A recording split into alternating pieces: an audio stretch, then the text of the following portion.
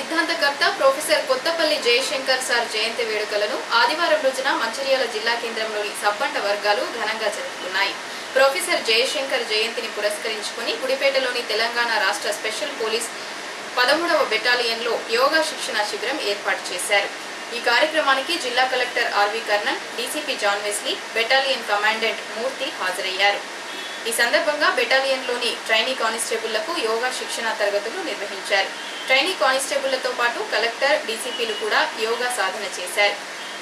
అనంతరం వారు మాట్లాడుతూ తెలంగాణ రాష్ట్ర సాధన కోసం తన చివరి శ్వాస వరకు కృషి చేసిన మహోన్నత వ్యక్తి ప్రొఫెసర్ జయశంకర్ సార్ అని కొనియాడారు.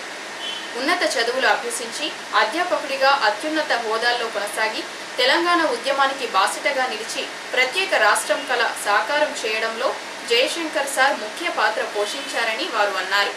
జయశంకర్ సార్ జయంతి సందర్భంగా బెటాలియన్లో కానిస్టేబుళ్లకు యోగా శిక్షణ శిబిరం నిర్వహించడం అభినందనీయమని వారు పేర్కొన్నారు.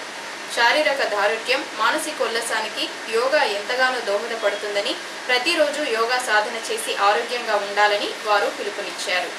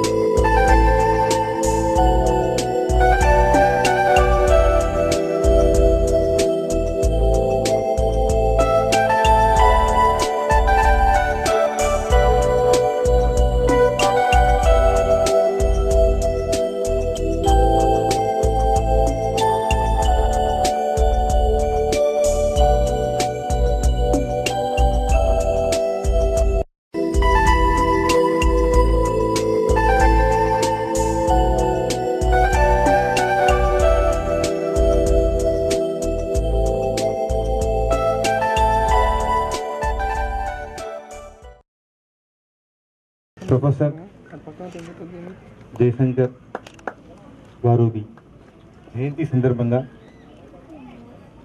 13 బెటాలియన్ గుడిపేటలో కమాండెంట్ ఆధ్వర్యంలో, అదేవిధంగా డీసీపీ గారు ఆధ్వర్యంలో చాలా మంచి కార్యక్రమం ఈరోజు జరిగింది. ఇలా ఒక ఇంటలెక్చువల్ లీడర్ జయశంకర్ గారు వారు జయంతి సందర్భంగా మనం కూడా మన ఇంటలెక్చువల్ కెపాసిటీ ఎలా పెంచుకోవాలి.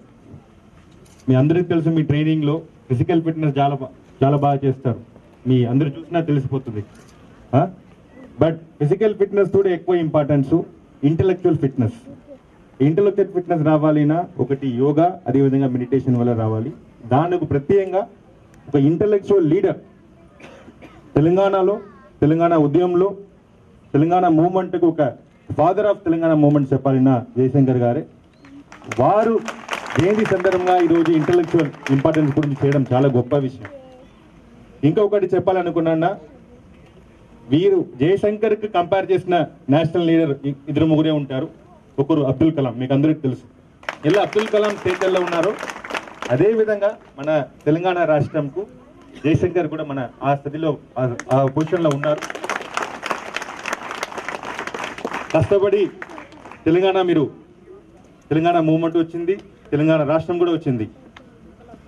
చాలా ఎంత కష్టపడేమో అదేవిధంగా ఇప్పుడు కూడా ఎక్కువ కష్టపడాలి. బంగారు తెలంగాణ చేయాలినా అన్ని విధంగాలు, అది విద్యా రంగంలో ఉండొచ్చు, లేదా ఆరోగ్య రంగంలో ఉండొచ్చు, లేదా ఇండస్ట్రీ రంగంలో ఉండొచ్చు, లేదా హరితహారంలో ఉండొచ్చు. అన్ని రంగంలో చేయాలన్నా వారు ఇచ్చిన సజెషన్స్, వారు వేసిన ఫౌండేషన్ అదే మనం పూర్తిగా ఇది ఫాలో చేయాలి.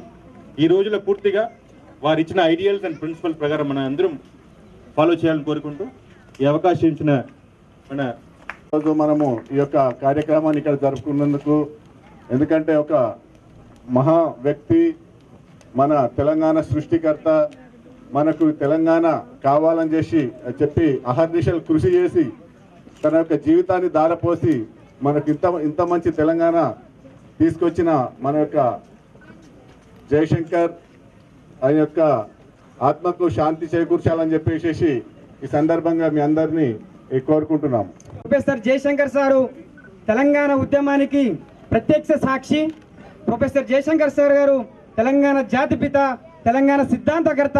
తెలంగాణ రాష్ట్రం కొరకు ఎన్నో పోరాటాలు, ఎన్నో ఉద్యమాలు చేయడం జరిగింది. కనీసం తన వ్యక్తిగత జీవితాన్ని కూడా చూసుకోకుండా, ఇంత చనిపోయేంత వరకు కూడా పెళ్లి చేసుకోకుండా తన యొక్క జీవితం మొత్తం కూడా తెలంగాణ రాష్ట్రం సాధించడానికి కేటాయించడం జరిగింది. ఇతను అనేక ఉద్యమాల్లో పార్టిసిపేట్ చేసి ఈయన అతి మేధావి మరియు విద్యావేత్త. అనేక యూనివర్సిటీలో వీసీ గాను, ఇఫ్రూ యూనివర్సిటీలో వైస్ ఛాన్సలర్ గాను చేయడం జరిగింది. అదేవిధంగా తెలంగాణ రాష్ట్రాన్ని సాధించడం కోసము అనేక మంది రాజకీయ నాయకుల కాడికి పోయి అనేక మందిని బతకడం జరిగింది. తెలంగాణ రాష్ట్రాన్ని సాధించుకుందాము, సమైక్య పాలనలో మనకు అన్యాయం జరుగుతున్నది, మనకు సరైనటువంటి వాటా రావట్లేదు, మన రాష్ట్రాన్ని మనం సాధించుకున్నట్లయితే మన తెలంగాణ రాష్ట్రంలో ఉన్నటువంటి బిడ్డలందరూ కూడా మంచి విద్యా విధానాన్ని అవలంబించి మన యొక్క వనరులు మనకు దక్కుతాయి. అదేవిధంగా 2 రాష్ట్రాలుగా విభజించినట్లయితే అక్కడ అటు ఆంధ్రప్రదేశ్ రాష్ట్రము, తెలంగాణ రాష్ట్రం కూడా 2 అభివృద్ధి చెందుతాయి, అభివృద్ధిలో పోటీ పడవచ్చని మొట్టమొదటిసారిగా చాటి చెప్పినటువంటి వ్యక్తి ప్రొఫెసర్ జయశంకర్ సార్ గారు. జయశంకర్ సార్ యొక్క ఆలోచన సరళితోటే ఈరోజు మనకు తెలంగాణ రాష్ట్రాన్ని సాధించుకోవడం జరిగింది. అనేక మంది రాజకీయ నాయకులు, తెలంగాణలో ఉన్నటువంటి అనేక మంది రాజకీయ నాయకులు మోసం చేసినప్పటికీ చివరిసారిగా గౌరవనీయులు కేసీఆర్